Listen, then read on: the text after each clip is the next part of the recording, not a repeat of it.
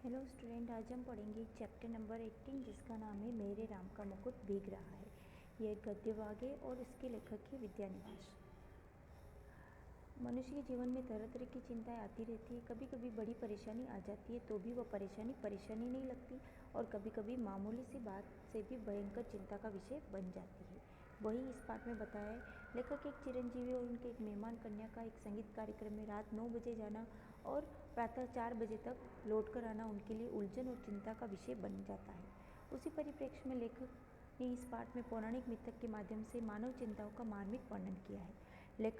लेखक पर जब ये चिंता आ जाती है तो लेखक को पता चलता है कि प्रत्येक इंसान के जीवन में छोटी से छोटी चिंता भी कितनी गहन बन जाती है। वही इस पाठ में बताया है। लेखक का मन महीनों से उदास सा है। कारण है कुछ तबीयत ढीली होना, कुछ तनाव और काम का कुछ बोझ, पर उन्हें रात दिन नींद नहीं आती। इस तरह के सपने सताते हैं। लेखक के एक साथी रात 9 बजे एक संगीत कार्यक्रम में जा रहे थे और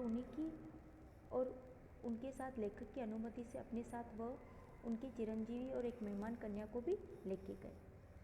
लेखक की चिरंजीवी और उनकी लड़की संगीत कार्यक्रम से रात 12 बजे तक वापस नहीं आए तो लेखक को बहुत चिंता होने लगी। वो बेचैन होकर बरामदे में कुर्सी लगाकर बैठ गए और उनका इंतज़ार करने लगे। बरसात होने लग गई थी, बिजली चमक रही थी। उनके मन में बहुत सारी चिंताएं उमड़ रही थी और कुछ पंक्तियां उनके मन में आई, जैसे कि मोरे राम के बीजे मुकुटवा। लेखक बचपन में दादी नानी के मुंह से यही गीत गाते हुए सुनते थे और जब बड़े होकर विदेश से वापस आते तो वे यही गीत गाते। तब उन्हें उनकी आकुलता पर हंसी आती और उनका दर्द नहीं छूता। लेखक को गीत की पंक्तियों के दर्द का एहसास ढलती रात को उस समय हो रहा था जब उस समय तक उनके चिरंजीव और उनकी मेहमान कन्या घर लौटकर नहीं आए थे। अब लेखक को इस दर्द का एहसास हो रहा था। उनके मन में तरह तरह की दुश्चिंताएं उत्पन्न होती है। मन में अनेक विचार आते हैं।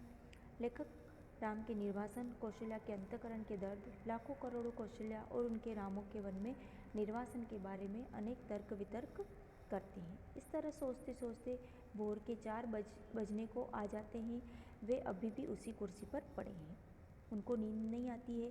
उनको चिंताएं सता रही होती है कि पराई लड़की है, पराए घर जाएगी, पता नहीं क्या होगा, कब लोग वो आएंगे। उनको एक तरफ क्रोध भी आता है और दूसरी तरफ उनकी चिंताएं उनके क्रोध को शांत करती है।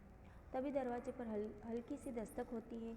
लेखक के चिरंजीवी मेहमान लड़की थे। उन्होंने अपने चिरंजीवी और मेहमान लड़की से सिर्फ इतना ही कहा कि तुम लोगों को इसका क्या अंदाज़ा होगा कि हम कितने परेशान रहे। लेखक और उनकी पत्नी बहुत ही परेशान थे। उनकी पत्नी को तो जैसे तैसे उन्होंने सुला दिया, लेकिन वह खुद को परेशानी से नहीं बचा पाए। बच्चों ने भोजन दूध कुछ नहीं छुआ और मुंह ढककर सोने का बहाना शुरू कर दिया। लेखक राहत की सांस लेते हैं और बिस्तर पर पड़ जाते हैं। वे अर्धचेतन अवस्था में विचारों में फिर वहीं पहुंच जाते जहां पहले खोए थे। भले ही वो चिरंजीवी और लड़की घर आ जाते हैं, फिर भी लेखक की जो चिंताओं की सोच थी वो अभी भी वहीं चली जाती है और वो फिर से सोचने लग जाते हैं। Thank you.